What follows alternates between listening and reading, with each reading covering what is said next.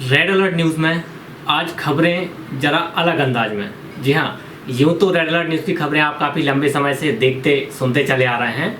आज से हम लोगों ने थोड़ा सा परिवर्तन किया है कि खबरों को हम थोड़े ऐसे अंदाज में आपके बीच प्रस्तुत करें कि आपको भी थोड़ा अलग लगे और अलग के साथ साथ सभी खबरें एक साथ एक ही वीडियो के माध्यम से आप सभी तक पहुँचें। तो स्वागत करता हूँ आपका रेड अलर्ट न्यूज़ में। और अभी हम लोग हमारे लाइव स्टूडियो में मौजूद हैं और मेरे साथ हैं अभी चैनल रेड अलर्ट न्यूज़ के प्रबंध संपादक विवेक पटेल जी। विवेक जी, स्वागत है आपका। आज इस वीडियो के माध्यम से हम आपको ज़िले में अभी कुछ समय के बीच घटित कुछ 3 से 4-5 घटनाओं की इकट्ठी आपको हम जानकारियाँ देंगे। कैसे घटना को अंजाम दिया, पुलिस को कैसे सफलता मिली और उसके बाद क्या हुआ, इन सभी बिंदुओं पर हम चर्चा करेंगे। तो सबसे पहले हमारी खबर है कि अभी कुछ दिन पहले एसपी ऑफिस यानी पुलिस अधीक्षक महोदय विपुल श्रीवास्तव ने के द्वारा नरसिंहपुर जिले में एक कैंप लगाया गया था जिसका नाम था शिकायत निवारण केंद्र। उन्होंने बताया कि कई बार ऐसा होता है कि लोग संबंधित थाने में अपनी रिपोर्ट लिखाने जाते हैं, शिकायत दर्ज कराने जाते हैं। कई बार ऐसा होता है कि किसी वजह से, उनकी निजी वजह है जो भी हो, वो शिकायत दर्ज नहीं कर पाते या शिकायत दर्ज हो जाती है, कोई कार्रवाई नहीं होती। ऐसी स्थिति में आप शिकायत निवारण केंद्र में आएँ और आप अपनी समस्या हमें बताएं। इसके बारे में विस्तार से जानकारी देंगे हमें विवेक जी।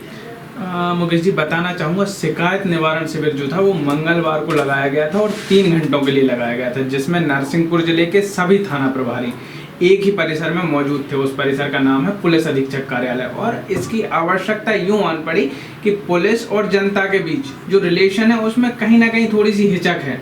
लोग थाना पहुंचने में थोड़ा सा हिचक है लोगों के अंदर, तो उसके कारण लोग, या तो जैसे खुद पुलिस अधीक्षक महोदय ने कहा कि कुछ कारण होते हैं जिनके कारण लोग थाने तक नहीं पहुंच पाते, शिकायतें थाने तक नहीं पहुंच पाती। और जब एक खुला परिसर मिलता है कि हम जहां जा रहे थे वहां थाना प्रभारी था और अब अगर हम जा रहे हैं तो वहां पर पुलिस अधीक्षक भी हैं, तो जो ये प्लेटफॉर्म जब आदमी को मिलता है तो आदमी सहज होता है शिकायत करने में। और उसी के चलते लोग शिकायत निवारण शिविर पहुंचे।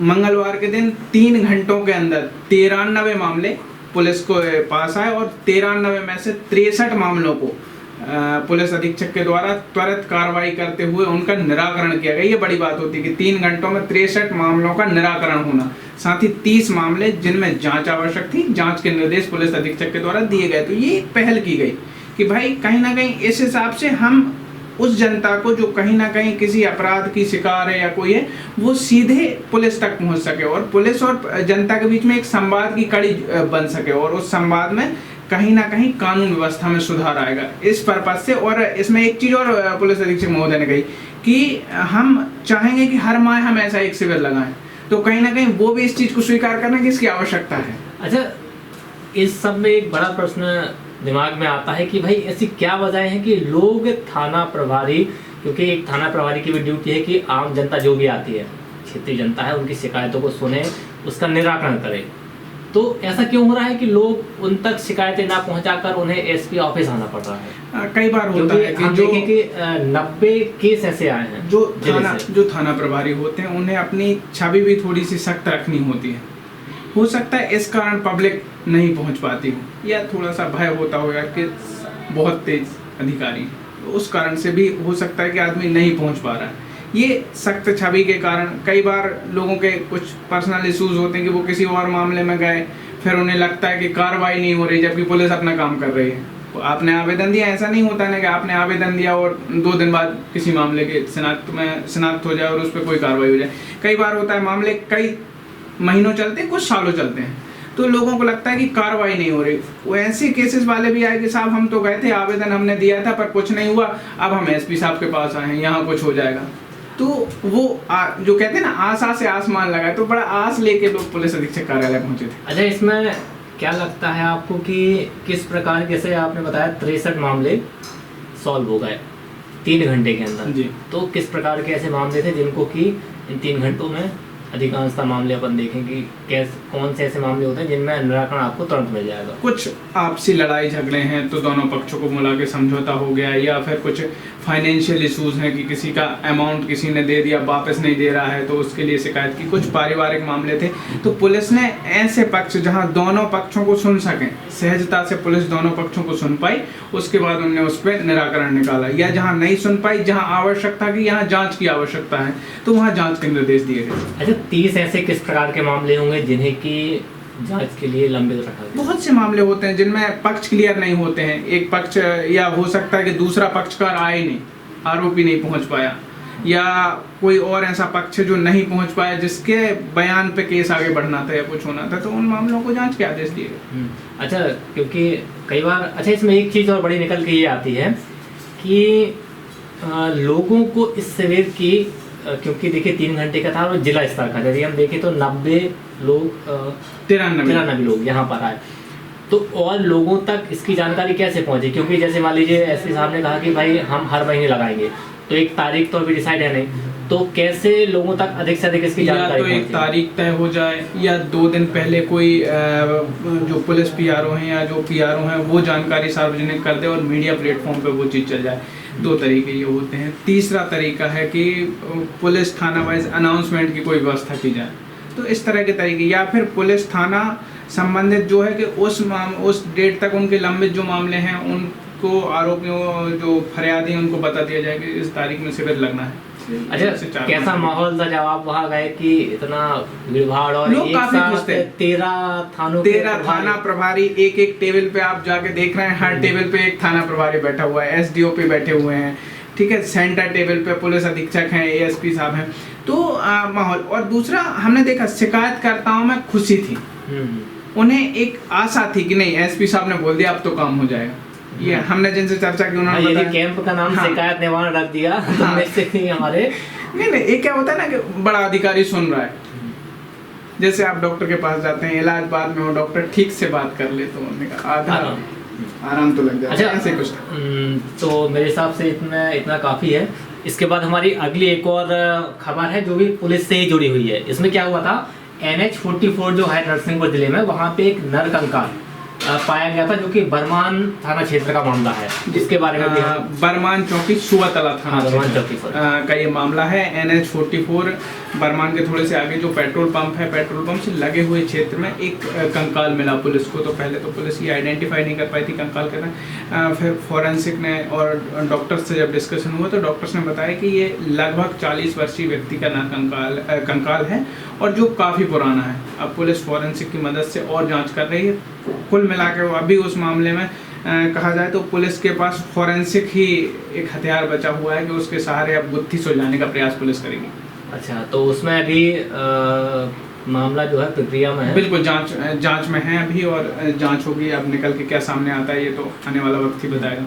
और कल की हम बात करें, कल थी 29 तारीख। 29 तारीख में प्रेस कॉन्फ्रेंस रखी गई थी पुलिस अधीक्षक द्वारा, जहां पर एक बहुत बड़े मामले को उन्होंने सुलझाया। मामला था कि एक लुटेरी गैंग सक्रिय थी जिले में, स्पेशली वाहनों की लुटेरी गैंग, और जिले में सक्रिय नहीं थी, अंतरराज्यीय काम कर रही थी। मध्य प्रदेश के अलावा छत्तीसगढ़ है, महाराष्ट्र है, उत्तर प्रदेश है, इन राज्यों में भी उन्होंने घटनाक्रमों को अंजाम दिया था। और जो आरोपी जो 6 गिरफ्तार हुए हैं, एक हालांकि उनमें अभी फरार है, 6 जो गिरफ्तार हुए, गिरफ्तार कितने हुए? 6 गिरफ्तार हुए हैं जो अलग अलग डिस्ट्रिक्ट के रहने वाले हैं। कोई दिल्ली, अलग अलग राज्यों के रहने वाले हैं, कोई दिल्ली का है, कोई उत्तर प्रदेश का है, लेकिन कंसोलिडेट होकर ये कटनी में, यूं कहें तो कटनी में इनका एक ये कार्यालय जैसा कुछ बनाए होंगे कि वहाँ से योजनाएं बनाते होंगे, और उसके बाद कटनी से रहने के बाद कटनी में ही कटनी में रह के घटनाओं की योजना बनती थी, फिर उस वारदात को अंजाम दिया जाता था, वापस फिर कटनी पहुंचा। अच्छा, बड़ी उत्सुकता है लोगों में जानने की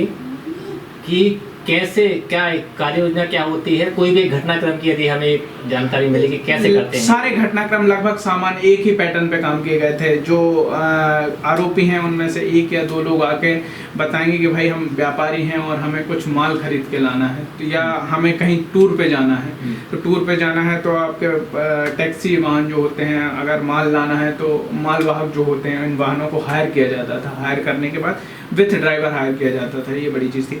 हायर करने के बाद उन वाहनों को वाहन चालक के साथ वो लोग जाते थे और रास्ते में कहीं खाने के या पीने चाय पीना है या खाने की कोई चीज़ है, उसमें कोई ड्रग एडिक्शन वाली, जैसे कोई नशीली दवा जिससे आपको नींद आ जाए, आप बेहोश हो जाए, ऐसी कोई दवा आपको पिला दी जाती है, पिला या खिला दी जाती थी। उसके बाद वो आपके पास जो सामान है, आपका वॉलेट, आपका मोबाइल, ड्राइवर जी, आपका कोई आप ऑर्नामेंट्स पहने हुए हैं वो, ये सारी चीज़ें प्लस वाहन, ये सारे लेके फरार हो जाते हैं। फिर और ये अलग अलग राज्यों में काम किया है इन्होंने। फिर वाहन को ये कैसे, इतना बड़ा वाहन आजकल आरटीओ में बड़ा सक्रिय है, कैसे क्या चोरी हो गई? फिर उसके बाद जैसे अभी तक पुलिस को एक ही वाहन बरामद हुआ है उनके पास से, हालांकि उन्होंने कबूल और वाहन भी किए हुए हैं, लेकिन बरामद एक ही हुआ है। तो अब कहाँ सेल करते थे, कैसे सेल करते थे, ये तो वही खुलासा करेंगे। अच्छा, वो भी अभी इस पूरे मामले में एक अपील पुलिस अधीक्षक ने भी की है और हम भी अपने चैनल के माध्यम से करना चाहेंगे। जो लोग टैक्सी लाइन में काम करते हैं या लोडिंग वाहन किराए पे भेजते हैं और जाते हैं, ये ध्यान रखें कि आप स्वयं या आपका ड्राइवर कोई भी चीज़ जब किसी अनजान व्यक्ति के साथ जा रहे हैं तो बेशक चर्चाएं होती हैं, और अगर आप नहीं परिचित हैं तो कई बार होता है कि हम भरोसे में कोई चीज़ खा पी लेते हैं, तो थोड़ी सी सतर्कता रखें। आपकी यही सतर्कता आपका बचाव है, नहीं तो कब तक आप पुलिस के दरवाजे जाके एफआईआर कराएंगे और फिर नहीं तो इसमें तो फिर टैक्सी ड्राइवर क्या, यदि हम कहें कि आमजन भी या फैमिली के साथ या कभी अकेले ट्रैवल कर रहे हैं तो आजकल तो लिफ्ट देने में ही बड़ा डर लगेगा लोगों को कि यार किसी को हम लिफ्ट ना दें। बिल्कुल, ये भरोसा उठ जाएगा, सावधानी इसकी रखनी पड़ेगी जी। तो अच्छा, अगली एक जानकारी और है हमारे पास कि ये भी पुलिस से जुड़ी हुई है, मतलब आज की सारी खबरें जो हैं लगभग पुलिस से जुड़ी हुई हैं, और लगभग इनकी अगर अपन बात करें तो ये कुछ मामले, 2 मामले तो एक ही थाना से जुड़े हुए हैं। हाँ, जैसे सुअतला थाना क्षेत्र, 1,20,000 रुपए की स्मैक 12 ग्राम स्मैक पुलिस ने जब्त की है। एक आरोपी को भी गिरफ्तार किया है, साथ में मुखबिर की सूचना। हालांकि पुलिस अच्छा काम कर रही। पुलिस अधीक्षक महोदय के निर्देशन में जिले में बहुत लंबे समय से नशीले पदार्थों के विक्रय, परिवहन दोनों पर प्रतिबंध लगाने के लिए पुलिस तत्परता से काम कर रही है, और लगभग यूं कहें हर दूसरे दिन एक मामला पुलिस की पकड़ में आता है। अच्छा, पर क्या कहेंगे कि इतना, मतलब पुलिस नशा पर्याप्त है, उसके बाद भी जो है इतने क्राइम, ये बड़ी चीज ये है ना मुकेश जी कि 1 या 2 मामले पकड़ में आते हैं, कितने ऐसे हैं जो हो जाते हैं और पता नहीं चलता, जानकारी नहीं मिलती कि भाई ड्रग सप्लाई हो गई, ड्रग खरीदी हो गई, बेची हो गई। तो ये इस पे काम चल रहा है लगातार। तो इसमें भी, इस मामले में पुलिस को जानकारी मिली थी, मुखबिर ने सूचना दी कि फला व्यक्ति इस गाड़ी नंबर से और आ रहा है। पुलिस ने फिर घेराबंदी की, जो रोड ब्लॉक्स किए, उसके बाद उस व्यक्ति को, तो वो भागने का प्रयास किया, फिर घेराबंदी करके पुलिस ने पकड़ा, गिरफ्तार करके।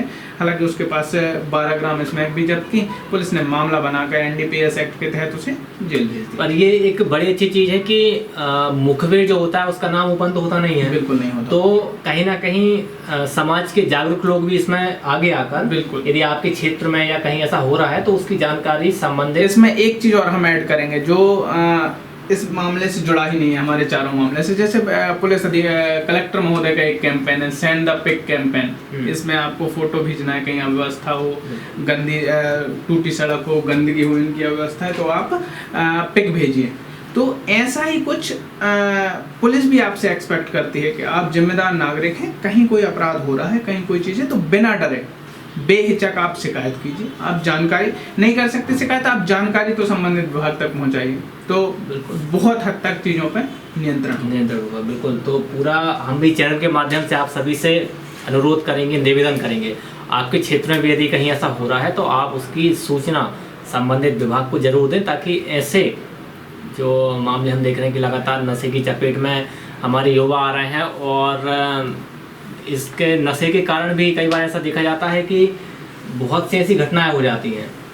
बहुत सारी घटनाएं ऐसी घटित हो जाती हैं जो नशे के कारण होती हैं, चाहे वो चोरी हो या दूसरे क्राइम हो, तो ऐसे बहुत सारे मामले घटित होते हैं। तो ज़रूरत है अंकुश लगाने की, और उसमें सबसे पहली प्राथमिकता होगी नागरिकों को जागरूक होने की। जागरूक होकर अगर आप संबंधित विभाग तक संबंधित जानकारी समय से भेजेंगे तो 100% तो नहीं कह सकते, 60% परिणाम तो अच्छे आएंगे। जी बिल्कुल। तो क्या कहेंगे, आज के लिए इतना काफ़ी है? इतना पर्याप्त है हमारे दर्शकों के लिए। साथ ही दर्शकों से निवेदन है, आपके पास कोई जानकारी है, पुलिस का भय है, हमें भेजिए, हम आपकी बात पहुंचाएंगे संबंधित विभाग तक, संबंधित जिम्मेदारों तक। जी देखते रहिए रेड अलर्ट। हाँ बिल्कुल। एक आपको बता दें कि ऐसे अलग अलग अंदाज में आपको खबरें आपसे देखने ऐसे मिलती रहेंगी, तो उसके लिए आप चैनल को सब्सक्राइब जरूर कर लें और बेल आइकन को भी क्लिक कर लें, ताकि हमारी कोई भी ऐसा वीडियो आए तो आपको उसका नोटिफिकेशन मिलता रहे। बिल्कुल बिल्कुल, आज बहुत के लिए- आवश्यक है, क्योंकि खबरों से आपको जिले में अपडेट कराएगा रेड अलर्ट न्यूज़। जी बिल्कुल। बहुत बहुत धन्यवाद।